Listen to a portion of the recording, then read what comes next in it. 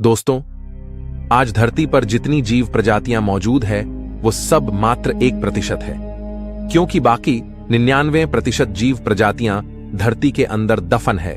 यानी पिछले 3.5 अरब साल में खरबों जीव प्रजातियां पैदा हुई, लेकिन उनमें से 99% जीवों ने प्रलय का सामना किया। हम उनकी शमशान भूमि पर अपनी लाइफ जी रहे हैं।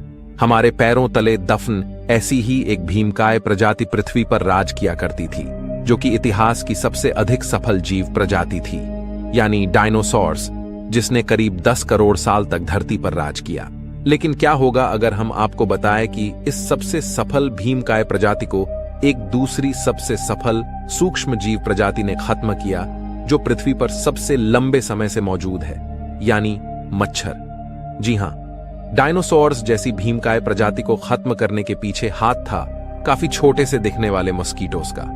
इस बात पर यकीन करना संभव नहीं है, क्योंकि अब तक आपको इसकी जानकारी किसी ने नहीं दी है। तो जानने के लिए वीडियो को ध्यान से पूरा जरूर देखें, नहीं तो आप इसे समझ नहीं पाएंगे। आज से 65 मिलियन साल पहले हमारी पृथ्वी आज जैसी नहीं दिखाई देती थी। आसमान को चूमने वाला हिमालय भी तब नहीं था, बल्कि इस धरती पर 10 करोड़ सालों से राज करते आ रहे थे कई पहाड़नुमा डायनासोर। इनमें से कुछ डायनासोर्स हिंसक और मांसाहारी थे, तो कुछ स्वभाव से शांत शाकाहारी थे। जहां शाकाहारी डायनासोर्स इस पृथ्वी पर शांति से जिंदगी जी रहे थे, वहीं मांसाहारी डायनासोर्स धरती पर धूम मचाते थे। इस युग में पृथ्वी पर ऑक्सीजन की मात्रा अधिक होने से इस समय बड़े बड़े साइज के जानवर हुआ करते थे, लेकिन इन सब में डायनासोर को कोई कंपटीशन देने वाला नहीं था। और डायनासोर सोचते थे, कभी कभी लगता है अपन ही भगवान है। लेकिन दोस्तों, डायनासोर्स को पता नहीं था कि एक दिन ऐसा भी आएगा जब उनकी पूरी प्रजाति ही खत्म हो जाएगी, क्योंकि 10 करोड़ साल पहले धरती से काफी दूर मंगल और बृहस्पति के बीच मौजूद एस्टेरॉयड बेल्ट में अचानक एक एस्टेरॉयड से दूसरा एस्टेरॉयड आकर टकराता है और उसके 2 टुकड़े हो जाते हैं। इनमें से एक टुकड़ा माउंट एवरेस्ट जितना बड़ा होता है, लेकिन इसकी डायरेक्शन पृथ्वी की ओर होती है। अनंत ब्रह्मांड में चलते चलते इसकी यात्रा को 10 करोड़ वर्ष बीत जाते हैं। अब यह क्षुद्र ग्रह पृथ्वी की तरफ 22,000 मील प्रति घंटे की रफ्तार से बढ़ने लगता है। यह पृथ्वी के करीब पहुंचने लगता है।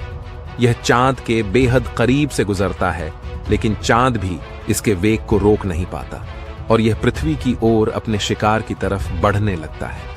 अब इस एस्टेरॉयड को रोकना बिल्कुल भी संभव नहीं था। पृथ्वी पर खतरे से बेखबर डायनासोर कहीं किसी को जन्म दे रहे थे, तो कहीं शिकारियों से बच रहे थे।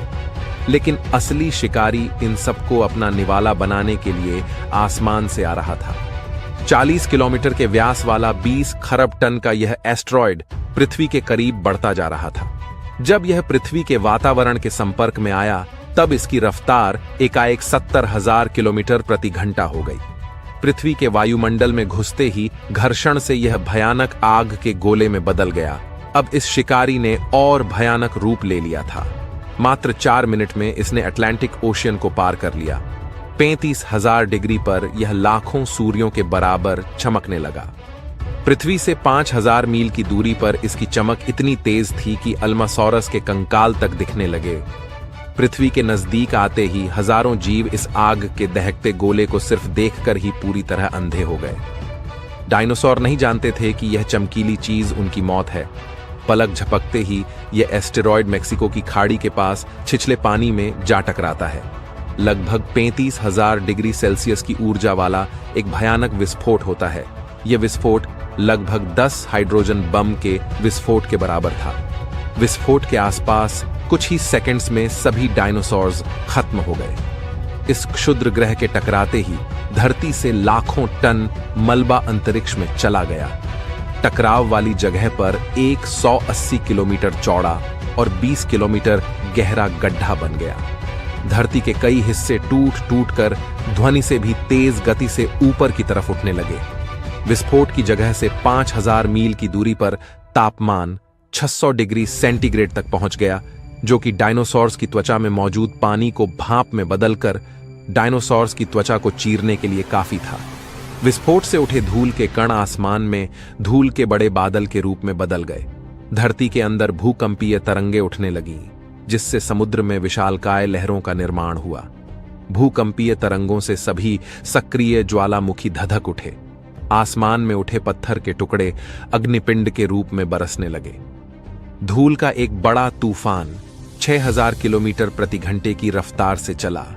पृथ्वी से ऊपर उठे धूल की वजह से सूरज की रोशनी धरती पर नहीं पहुंच पाई। गर्म हवाओं और आगजनी से पेड़ पौधों की सारी प्रजाति नष्ट हो गई। विस्फोट के 90 मिनट बाद धरती का तापमान 200 डिग्री सेल्सियस तक बढ़ गया। कुछ डायनासोर को तेज हवाओं से पहाड़ों ने बचा लिया, लेकिन जमीन को तोड़ती आ रही लहरों ने उनकी जान ले ली। इस भयंकर विस्फोट से बड़ी बड़ी इमारतों जितनी चट्टानें ध्वनि से भी तेज गति से आसमान में प्रक्षेपित हो गई। इनमें से कुछ तो चंद्रमा पर पहुंच गई और कुछ अंतरिक्ष के गहरे अंधकार में। जो अंतरिक्ष में नहीं पहुंची उन्हें पृथ्वी ने फिर से खींच लिया, जो हजारों अल्मासोरस पर चट्टानों की तरह बरसी। धरती, आसमान और समुद्र, हर जगह कहर मच गया। अब तक के इतिहास में आए भूकंप के झटकों से 60 गुना अधिक शक्तिशाली भूकंप ने पृथ्वी की परतों को उधेड़ कर रख दिया। विस्फोट से पृथ्वी पर उठी तरंगे चारों तरफ से संपूर्ण पृथ्वी पर फैल रही थी। पृथ्वी की इस अंगड़ाई में हजारों डायनासोर्स खत्म हो गए। ध्वनि से भी तेज चलने वाली हवाओं ने डायनासोर्स की त्वचा को उधेड़ दिया। उड़ने वाले डायनासोर्स किसी तरह इन जमीनी खतरों से बच गए, लेकिन आसमान से होने वाली आग की बारिश ने उड़ने वाले डायनासोर्स के पंखों को नष्ट कर दिया। कड़कते बादलों की हीट ने जंगलों को जलाकर राख कर दिया। इस आगजनी से बचने के लिए कुछ छोटे जीव तो बिल में घुस गए, लेकिन डायनासोर्स आग की लपटों से बच नहीं पाए। डायनासोरस भाग रहे थे और मौत उनका पीछा कर रही थी। विस्फोट से अधिकतर ऊर्जा तरंगों के रूप में पृथ्वी के धरातल में फैल गई, लेकिन 1% ऊर्जा सीधे पृथ्वी के आर पार हो गई, जो कि पूरी पृथ्वी को घंटी की तरह बजाने के लिए काफी थी। एस्टेरॉयड के भयंकर विस्फोट ने समुद्र में सुनामी को जन्म दिया। जो डायनासोर किसी तरह बच गए, उन्हें बड़ी बड़ी लहरों ने निगल लिया। वहीं इस विस्फोट से धरती के सभी ज्वालामुखी सक्रिय होकर आग उगलने लगे। विस्फोट से निकले धुएं के बादल ने धरती को कई महीनों तक अंधकार में धकेल दिया। सूरज की रोशनी के अभाव में पेड़ पौधे भी नष्ट हो गए। जो डायनासोर्स किसी तरह बच गए, उनके लिए पृथ्वी पर खाने के लिए कुछ नहीं बचा। उन्हें भूख ने ही निगल लिया। इस तरह इतनी बड़ी धरती पर डायनासोर्स को कहीं भी छुपने की जगह नहीं मिली।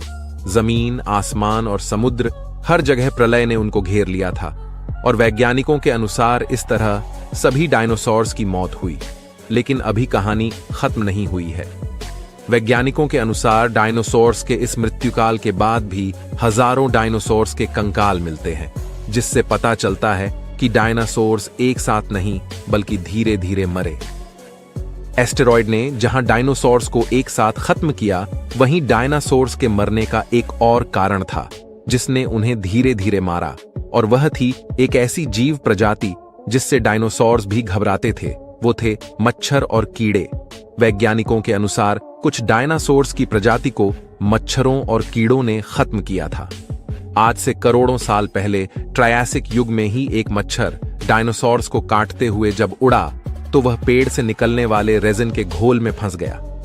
करोड़ों सालों बाद यह एम्बर फॉसिल के रूप में जब आज के समय में वैज्ञानिकों को मिला, तब इस मच्छर में मौजूद खून को टेस्ट किया गया। जो वायरस इस मच्छर के खून में मौजूद थे, वही वायरस और बैक्टीरिया डायनासोर्स के अवशेषों में भी पाए गए। इसका मतलब था कि ट्रायसिक युग में एक महामारी फैली थी, जिसने डायनासोर्स को धीरे धीरे मारना शुरू कर दिया था। जहां एस्टेरॉयड डायनासोर्स की सडन एक्सटिंक्शन का कारण थे, तो वहीं ये छोटे छोटे मच्छर उन्हीं डायनासोर्स को पीलिया से बीमार करते हुए भी मार रहे थे। पृथ्वी पर होने वाली तबाही से पृथ्वी पर उस समय मौजूद जीवन एक बार के लिए लगभग खत्म हो चुका था, लेकिन उस समय कुछ ऐसे जीव भी थे जो इस भयंकर तबाही से बच निकले। वो थे मैमल्स, यानी हमारे पूर्वज। ये मैमल्स एक चूहे से छोटे जीव थे और तबाही के समय बिलों में छुपकर इन्होंने अपनी जान बचाई थी। आगे चलकर इन्हीं ममेलियन से धरती पर कई विचित्र जीवों का जन्म हुआ और फिर हम इंसानों की उत्पत्ति हुई। आज से 3 लाख साल पहले मॉडर्न ह्यूमंस की उत्पत्ति हुई। पर आखिर हम इंसान कहां से आ टपके? हम कैसे पैदा हुए, इसके बारे में अगले वीडियो में जानेंगे। लेकिन दोस्तों, वैज्ञानिकों के अनुसार अगर यह तबाही न हुई होती तो शायद आज हम इंसान पैदा नहीं हुए होते। ऐसे में एक सवाल जरूर उठता है कि आखिर नेचर हमसे क्या चाहती है। हमारे पैरों के नीचे एक कब्रिस्तान मौजूद है जिसमें धरती की 99% प्रजातियां सोई पड़ी हैं। 5 बार प्रकृति के कहर ने हमें खत्म करने की कोशिश की, लेकिन हर बार जीवन न सिर्फ बचता गया बल्कि कॉम्प्लेक्स लाइफ में बदलता गया है। आज धरती पर हजारों विचित्र जीव प्रजातियां मौजूद हैं और उनमें से एक ऐसी प्रजाति भी पैदा हुई है जो एवोल्यूशन का सबसे बड़ा आविष्कार है, यानी हम इंसान, जो धरती को पार कर मंगल तक पहुंचने की होड़ में है, जो ऐसे किसी एस्टेरॉयड को नष्ट करने में भी सक्षम है, जो लाइफ को ऐसे खतरों से बचाने में सक्षम है। तो ऐसे में प्रकृति हमसे क्या चाहती है? क्या हमें दूसरे ग्रहों पर जीवन को फैलाना चाहिए ताकि हम लाइफ को प्रकृति के कहर से बचा पाएं? दोस्तों, डायनासोर्स के इस भयानक अंत को देखकर आपको क्या लगता है?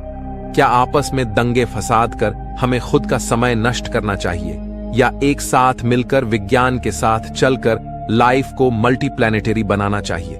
क्योंकि हो सकता है कि अगला एक्सटिंक्शन का कारण कोई एस्टेरॉयड ना होकर हम इंसान खुद हो। इस बारे में क्या सोचते हैं आप? कमेंट में जरूर बताइए। मैं मिलता हूं आपसे अगले वीडियो में। तब तक विज्ञान की गलियों में घूमते रहिए।